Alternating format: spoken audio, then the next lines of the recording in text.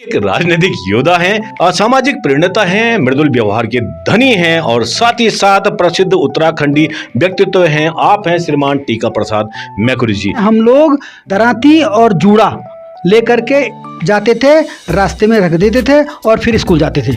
आते समय लकड़ी और घास लेकर के घर आते थे। उठो, जागो, तब तक न रुको जब तक कि तुम्हें लक्ष्य प्राप्त न हो। एम और एसपी ने मंच बना करके हमको ब्रैकेट बना करके उसमें बैठ करके और ऐसे पांव हिला रहे थे जब, तो ऐसा लग रहा था कि ये जलियांवाला बाग का कांड था या कोई। सब लोगों का बहुत बड़ा संघर्ष इस उत्तराखंड के लिए रहा है।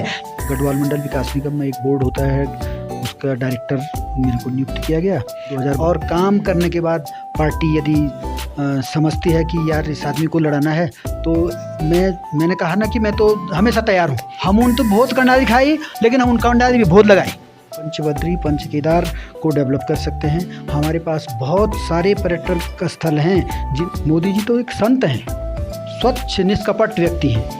और समाज के लिए काम करना है, युवाओं के लिए काम करना है, महिलाओं के लिए काम करना है।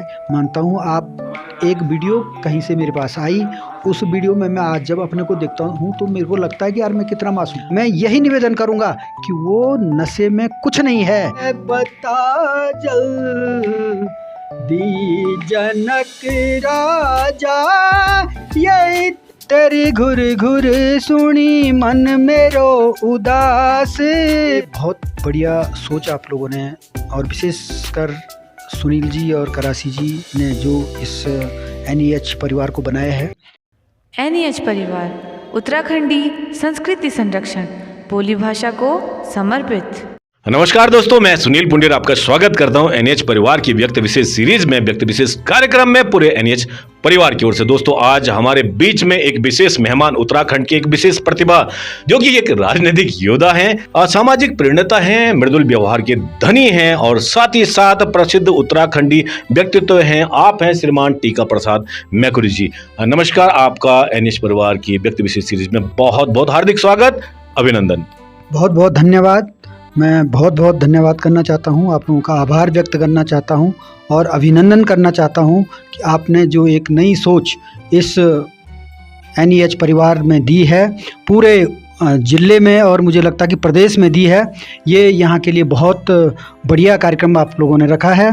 और मैं समझता हूँ कि जो हमारी प्रतिभाएं हैं, वो प्रतिभाएं इस मंच के माध्यम से आगे आएंगी, ऐसा मेरा मानना है। मैं आप सब लोगों को बहुत बहुत बधाई देना चाहता हूँ, शुभकामनाएं देना चाहता हूँ। आप सुनील जी ने जो एक नया कार्यक्रम यहाँ पर रखा है, नया दिमाग यहाँ पे लगाया है, मैं आप सब लोगों का हृदय की गहराइयों से आभार व्यक्त करना चाहता हूँ कि आपने जो NEH परिवार में अपनी सहभागिता दी है, इसको आगे बढ़ाने का काम किया है। मैं समझता हूँ कि ये एक प्रेरणा के रूप में आगे बढ़ेगा और आप सब लोग इसमें सीख लेंगे, ऐसा मेरा मानना है। चलिए, बहुत बहुत धन्यवाद आपका। राजनीतिक जीवन में आप बहुत सक्रिय हैं, आप भाजपा के वरिष्ठ नेता हैं, साथ ही साथ आप विभिन्न पदों पर भी रहे हैं।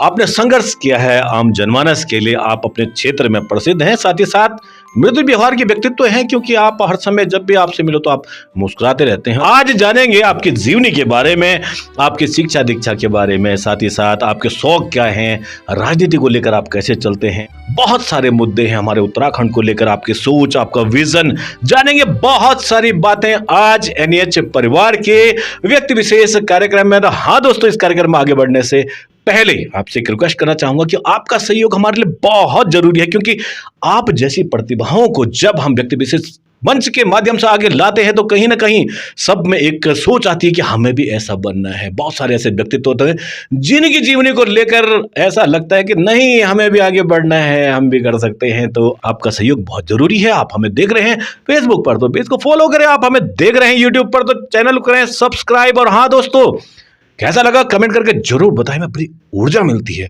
शेयर करें जैसा आपको उचित लगता है। तो चलिए बढ़ते हैं आगे, और सबसे पहले आपसे मेरा पहला प्रश्न है, तो आप कहाँ के रहने वाले हैं, साथ ही साथ आपकी प्रारंभिक शिक्षा दीक्षा कहाँ से हुई जी?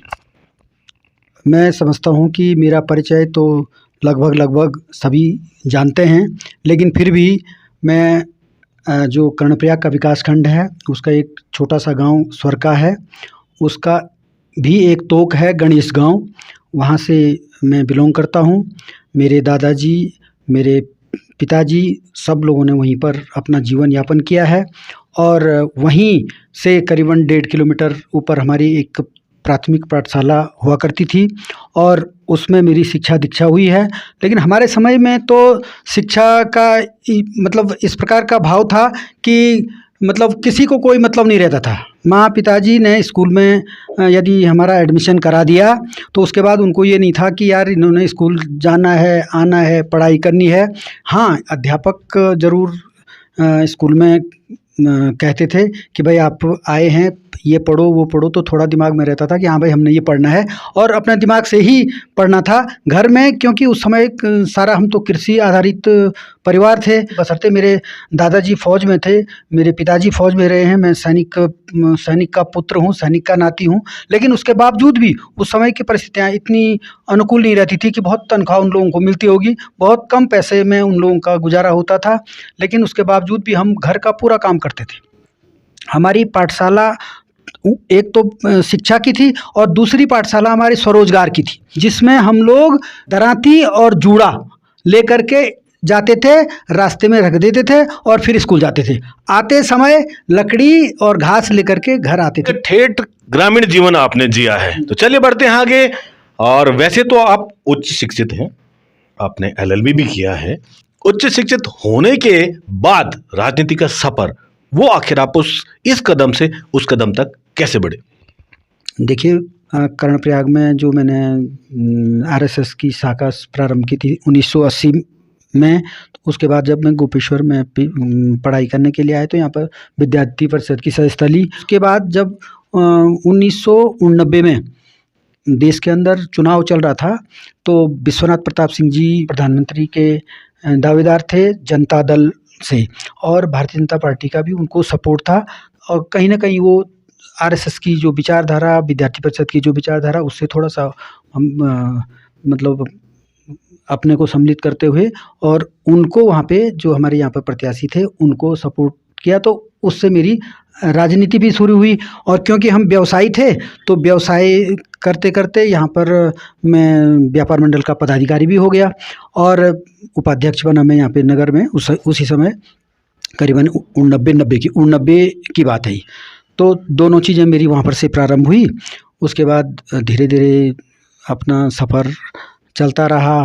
तो आप उत्तराखंड राज्य आंदोलन के अग्रिम पंक्ति के सेनानी रहे हैं। कुछ आपकी जो यादें हैं, जो आपके संघर्ष हैं उत्तराखंड राज्य आंदोलन के, वो भी आप जरूर हमारे साथ साझा करें, क्योंकि कहीं ना कहीं संघर्षों से ही इंसान आगे बढ़ता है। और कई लोग ऐसे भी होंगे इनको पता नहीं होगा कि उत्तराखंड राज्य आंदोलन में कितने लोगों ने अपनी आहुति दी, कितने लोगों ने अपना समय दिया, बलिदान दिया, बहुत सारी चीजें होंगी, तो आपसे जानना चाहेंगे। मैं समझता हूँ कि मेरा एक भाव रहा है कि उठो जागो तब तक न रुको जब तक कि तुम्हें लक्ष्य प्राप्त न हो। जब उत्तराखंड बनाने की बात आ रही थी 1993-94 का जो दौर था, हम तब तक भारतीय जनता पार्टी के कार्यकर्ता थे। यहाँ पर मैं नगर में कोषाध्यक्ष रहा हूँ 93 में। तो उस समय एक मन के अंदर एक बहुत बड़ी जिज्ञासा हुई कि भाई हमको, क्योंकि उत्तराखंड के साथ कहीं ना कहीं इस सौतेला व्यवहार हो रहा था, हमारे संसाधनों की लूट हो रही थी, हमारे युवाओं को कोई रोजगार नहीं था। उस समय की तत्कालीन परिस्थिति ये थी कि हम लोग मतलब एक किनारे थे, देश की मुख्यधारा से कटे हुए थे। तो मन के अंदर भाव आया कि भाई देश की लड़ाई, देश से अपने राज्य के और राज्य के हितों के लिए, चाहे युवा हैं, यहाँ के महिलाएं हैं और कर्मचारी, जिन लोगों ने कि हमको जागरूक किया, उन्होंने कहीं ना कहीं हम लोगों का मार्गदर्शन किया, तभी तो हमारे दिमाग में इतने मजबूती से वो बात आई। और जब ये आंदोलन की चिंगारी आई और हमारे साथ बहुत सारे अन्याय शुरू हुए, मुलायम सिंह जी की गवर्नमेंट में और कांग्रेस की गवर्नमेंट में, उत्तर प्रदेश और सेंटर की जो गवर्नमेंट थी इनकी, तो उसके बाद हमने कहा कि नहीं, हम अब मैंने अपनी दुकानदारी छोड़ दी लेकिन आंदोलन में कूद गया।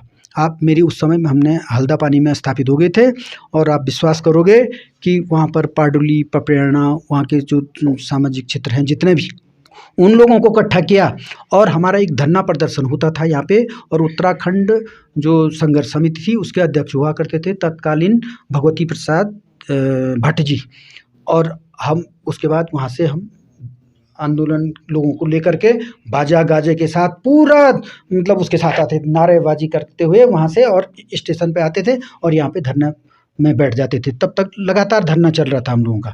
तो तब क्या हुआ कि जब उन्होंने मेरे संघर्ष को देखा, तो जो हमारी 9 सदस्यीय संघर्ष समिति बनी यहाँ पे, तो उस संघर्ष समिति में मेरे को भी 9 लोगों में जिले में लिया गया, जो जिले की संघर्ष समिति बनी। तो कहने का तात्पर्य, हम लोगों ने वहाँ से लड़ाई लड़ी, लोगों को इकट्ठा किया, और जब हम 2 अक्टूबर को दिल्ली के लिए हम लोगों ने कूच किया, तो हमारी यहाँ पर से 2-3 बसें थी। हमारी मातृशक्ति की एक बस थी, पत्रकार बंधु और हम लोग एक बस में थे, और हम सब लोग यहाँ से जब गए तो मुजफ्फरनगर पहुँचते पहुँचते हमारे साथ बहुत सारी स्थिति, विपरीत स्थिति हो गई, क्योंकि वहाँ हमको उस समय ऐसा लगा, देखो 94 से आज 30-32 साल हो गए हैं, तो आप समझ सकते हैं कि तब में मेरी उम्र क्या रही होगी।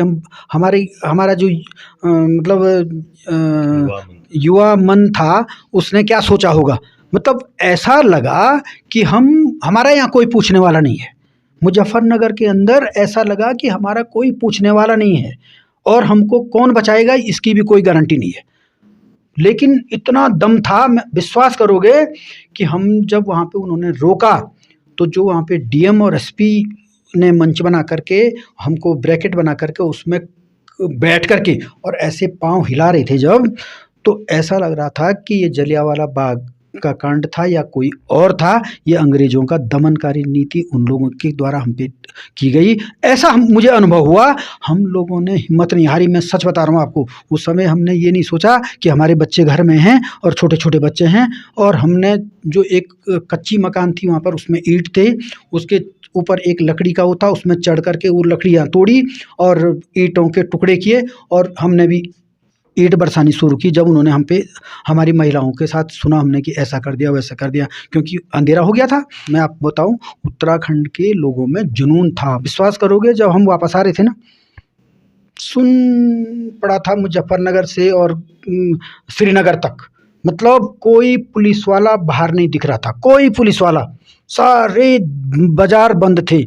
और जब वहाँ तो किसी ने हमको खाना भी खिलाया, कोई उत्तराखंडी रहा होगा, उस बेचारे ने खिचड़ी वगैरह बनवाई, तब हमको खाना खिलाया। जब हम वहाँ से वापस आए तो श्रीनगर में व्यापारियों ने पूरा भोज रखा हुआ था, जो भी आया उसने खाना खाया, वहाँ से वापस आए। मेरा कहने का मतलब यह है कि हम सब लोगों का बहुत बड़ा संघर्ष इस उत्तराखंड के लिए रहा है।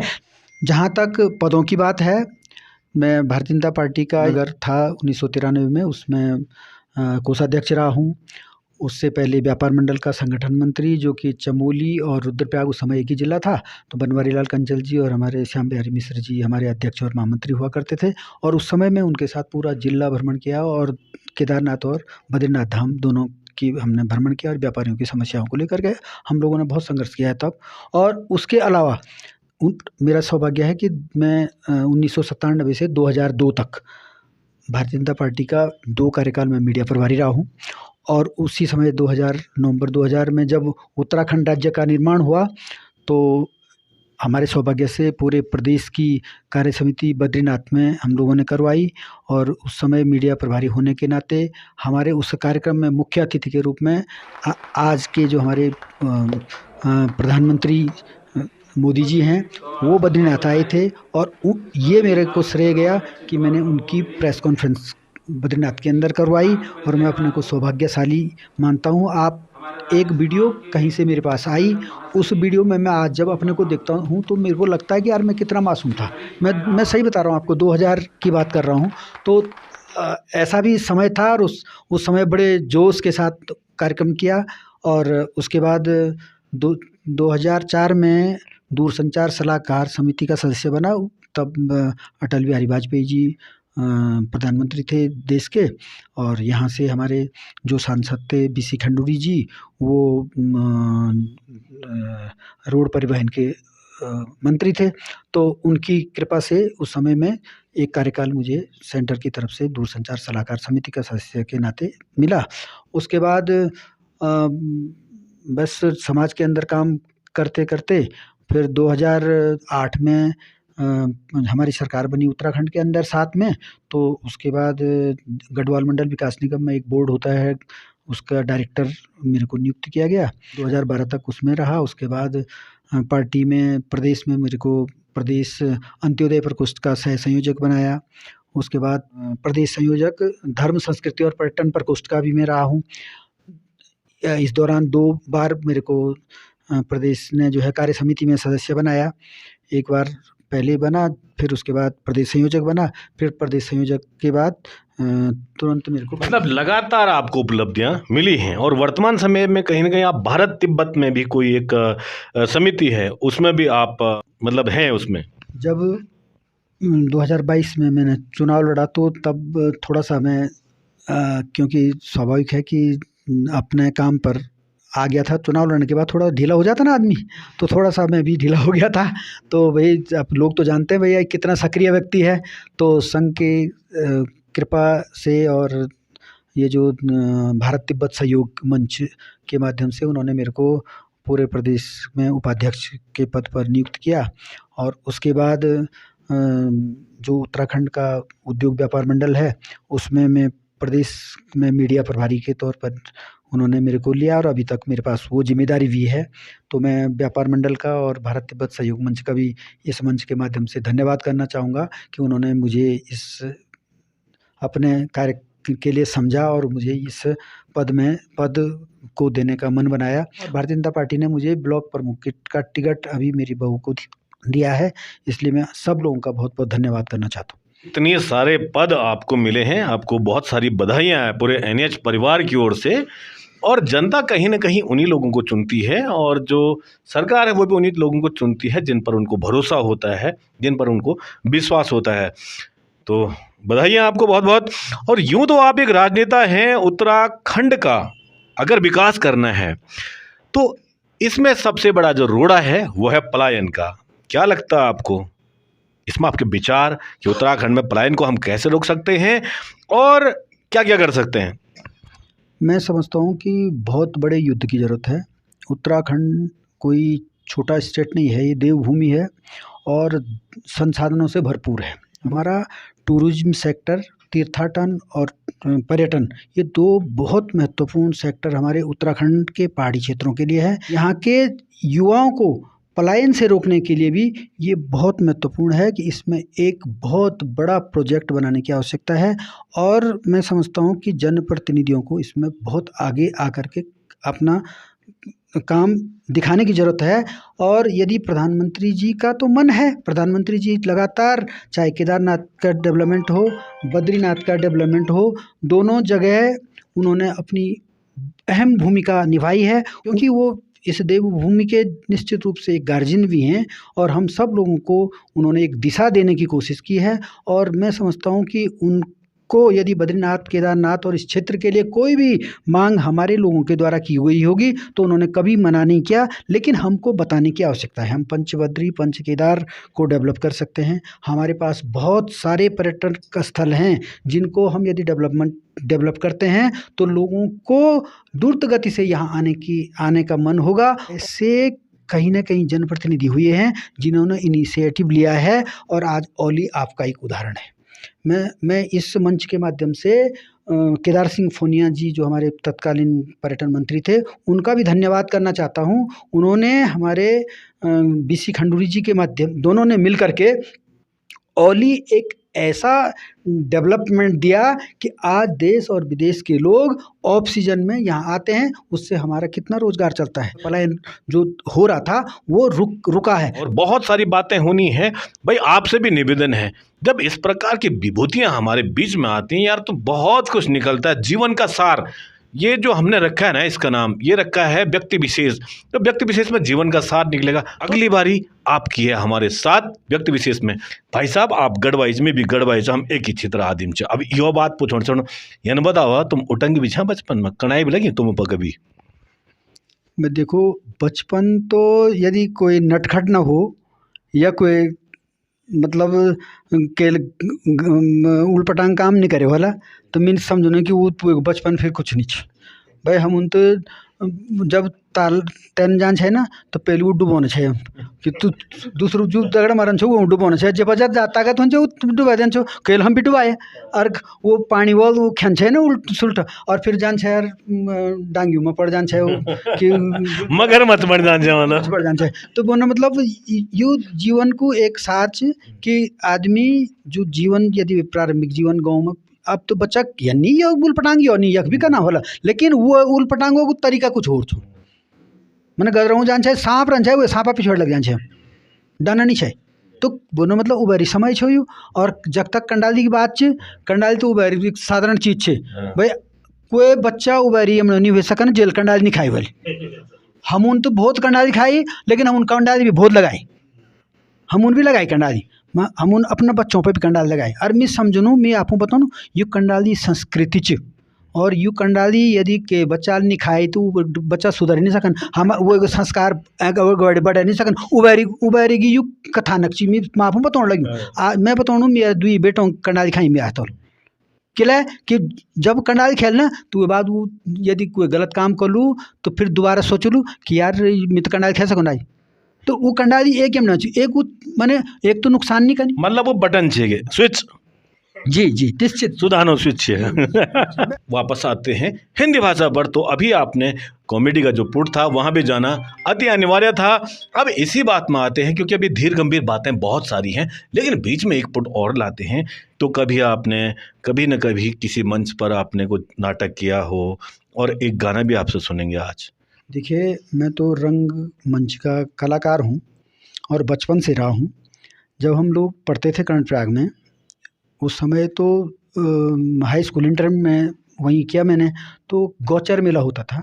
तो गौचर मेले में उस समय लोकगीत लोक नृत्य होते थे ना तो लोक नृत्य में महिलाएं नहीं मिलती थी। अब तो यदि आपने रंगमंच में रामलीला करनी है तो तब महिलाएं आ जा रही हैं लेकिन उस समय महिलाएं शर्माती थी नहीं आती थी तो हम ही महिला बनते थे। तो मैं ज़्यादातर महिलाओं का रोल करता था। लेडीज़ के पार्ट भी खेले हैं और जेंट्स के जैसे परशुराम का पार्ट मैंने खेला है सुप का पार्ट खेला है उसके बाद मंदोदरी का पार्ट खेला है आपका अंगद का पार्ट खेला है मेघनाथ का कर्णप्रयाग में मैंने पार्ट खेला है सुमंत का पार्ट खेला है। मैंने पार्ट में तो मैं ऑलराउंडर था जहाँ कम वहाँ हम ये मेरा एक नया डायलॉग आज एनएच परिवार के मंच पर जहाँ कम वहाँ हम भी ऐसे करेंगे जी। मैं की डाली माँ घुघुती न बास घुघुती न बास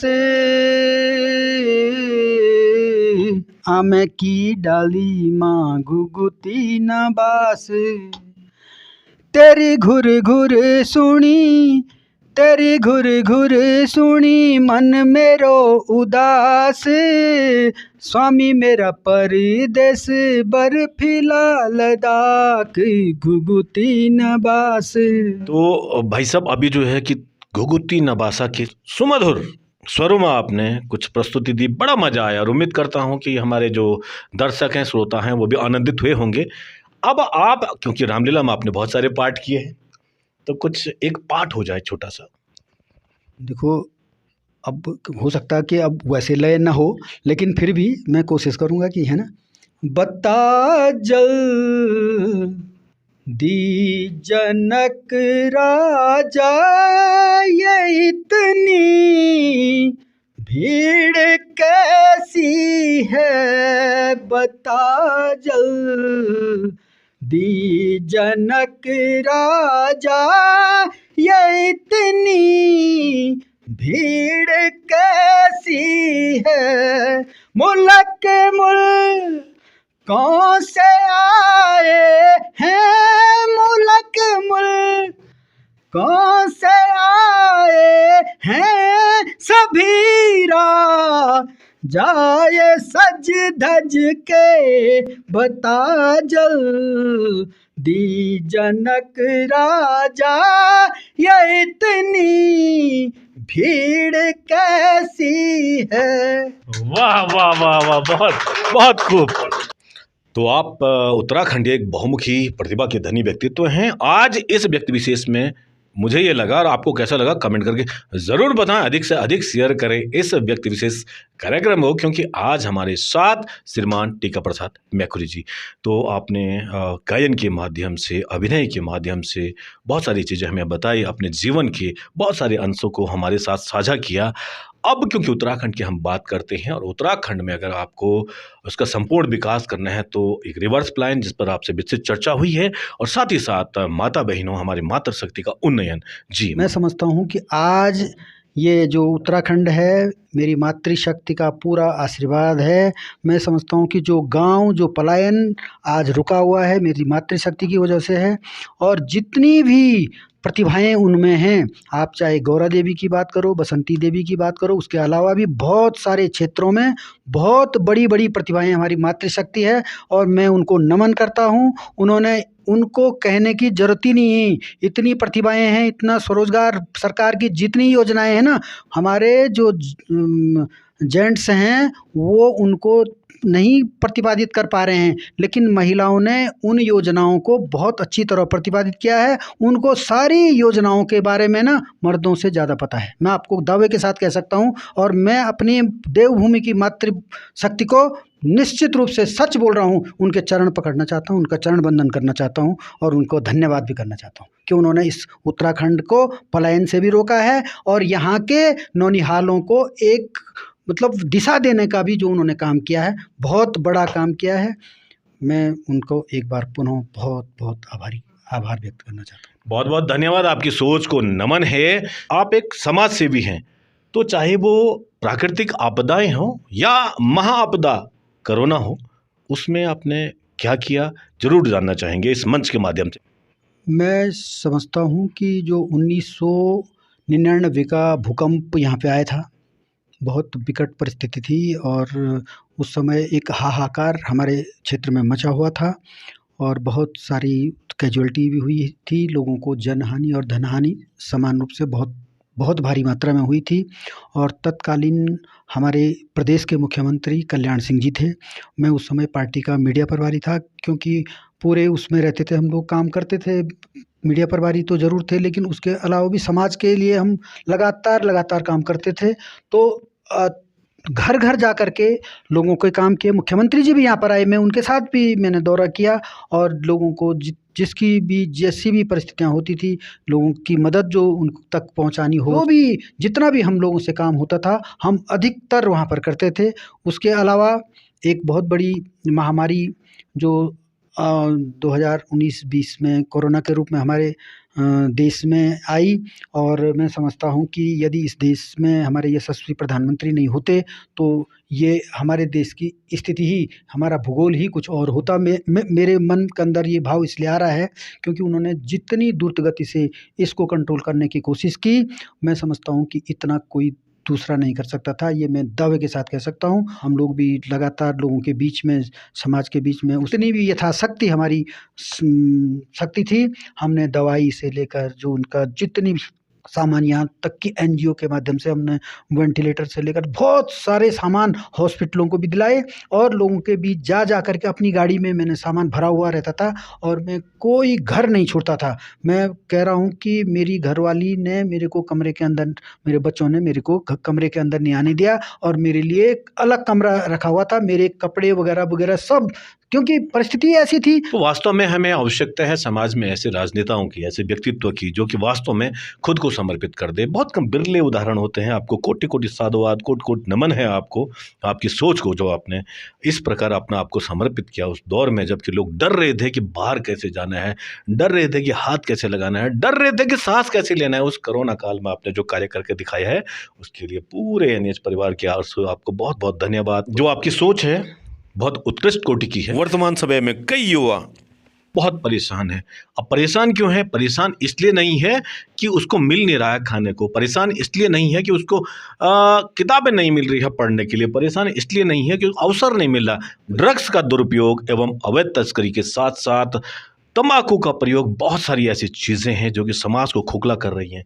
क्या लगता है आपको, हम नशे से लोगों को कैसे बचा सकते हैं, कैसे उनको वापस लाकर उनके जीवन को चमका सकते हैं? आपका विजन?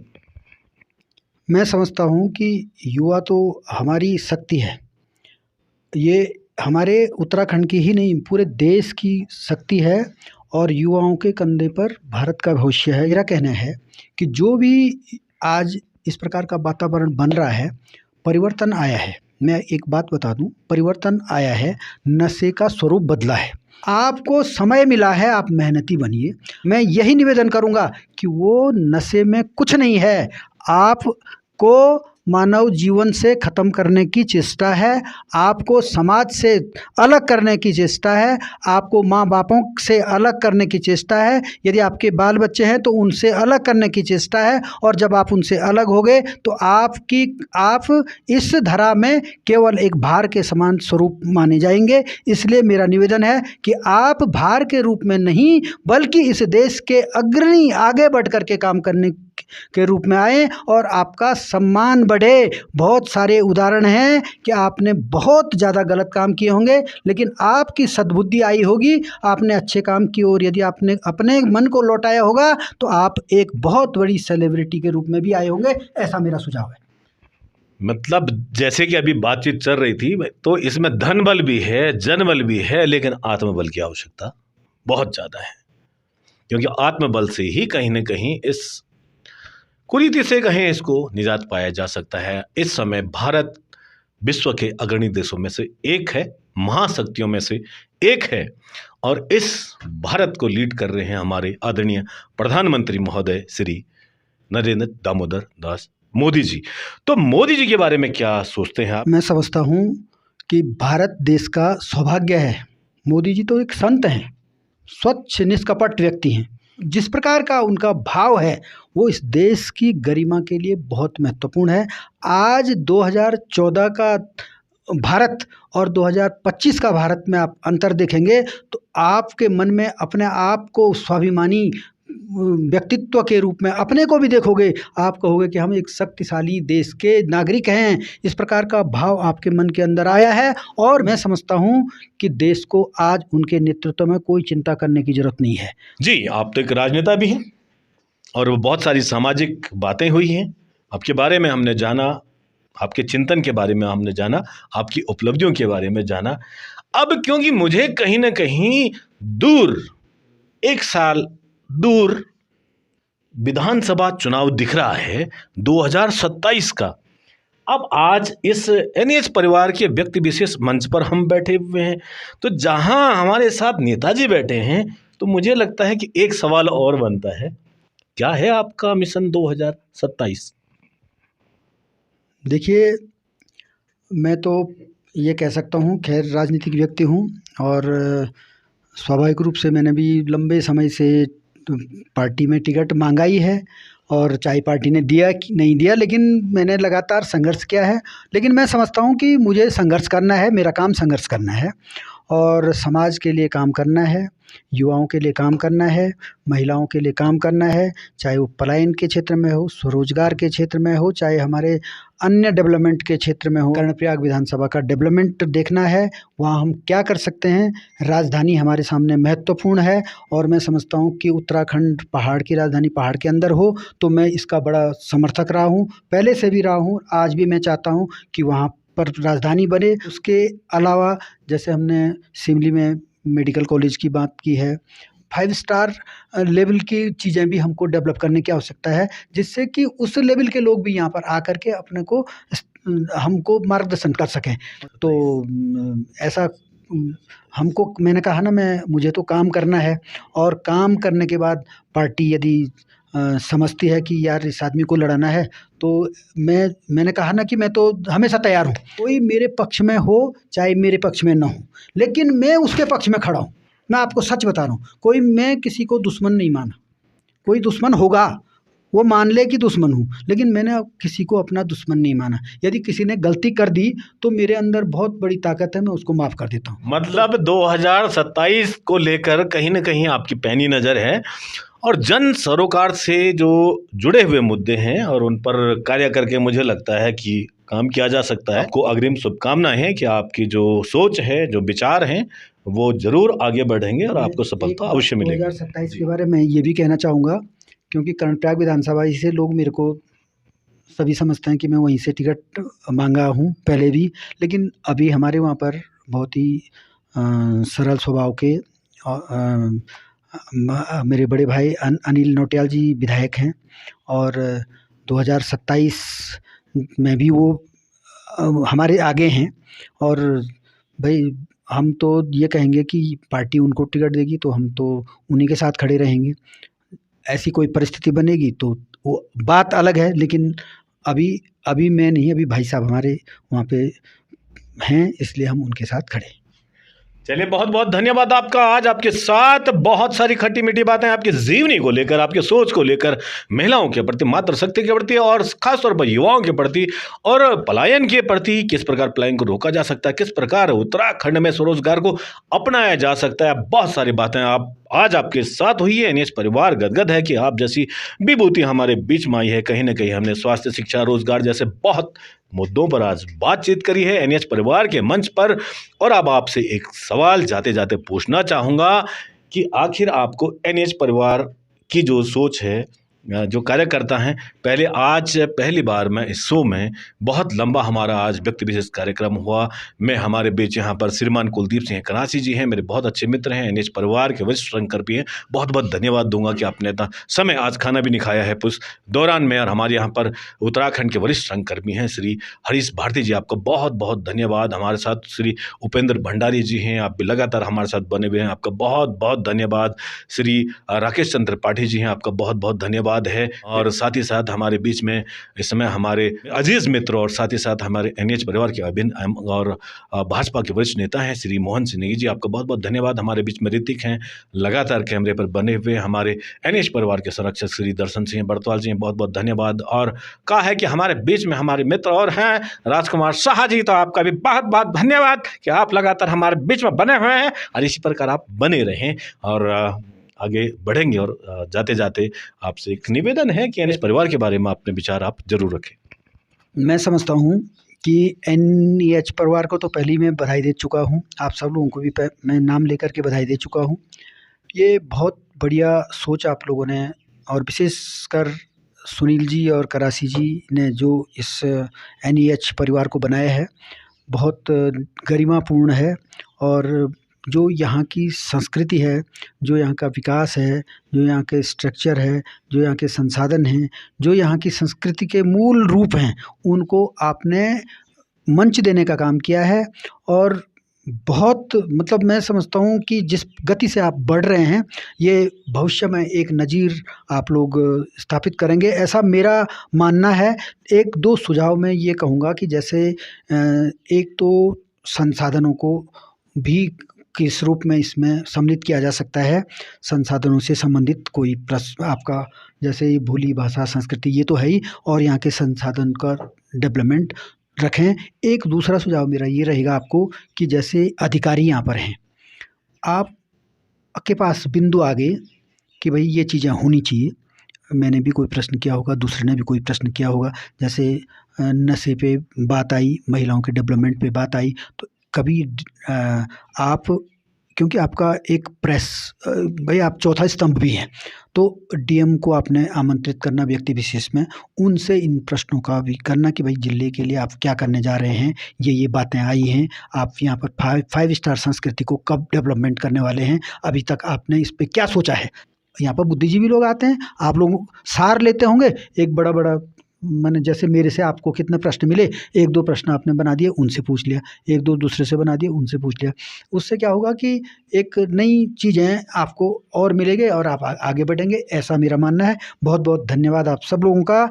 आप सब लोगों को उज्ज्वल भविष्य की शुभकामनाएं हैं। बहुत कष्ट शुरुआत में होते हैं, बहुत सारे परेशानियाँ आपको होगी, मतलब आप लोगों को मेरी शुभकामनाएं इसलिए भी है कि आप एक माने समर्पित भाव से किसी लक्ष्य की ओर चल रहे हैं, और निश्चित रूप से गोपीनाथ जी का आपको सानिध्य है, और गोपीनाथ जी आपको निश्चित रूप से आशीर्वाद देंगे, और आप अपने भी जो भी आपका लक्ष्य आपने मन के अंदर भाव रखा होगा, उस लक्ष्य को जरूर प्राप्त करेंगे। ऐसी मेरी आपको गोपीनाथ जी से बहुत बहुत कामना है कि आपको शुभकामनाएं। बहुत बहुत धन्यवाद। जय हिंद, जय भारत। चलिए, बहुत बहुत धन्यवाद। आप देख रहे हैं एनएच परिवार की व्यक्ति विशेष सीरीज में सुनील पुंडीर समस्त एनएच परिवार की ओर से आपका पुनः हार्दिक आभार करता हूं कि आप अंत तक हमारे साथ बने रहिए। आप अगर हमें देख रहे हैं यूट्यूब पर, चैनल को सब्सक्राइब करें, और आप देख रहे हैं फेसबुक पर तो पेज को फॉलो करें और साथ ही साथ शेयर करें। जय हिंद, जय भारत, वंदे मातरम।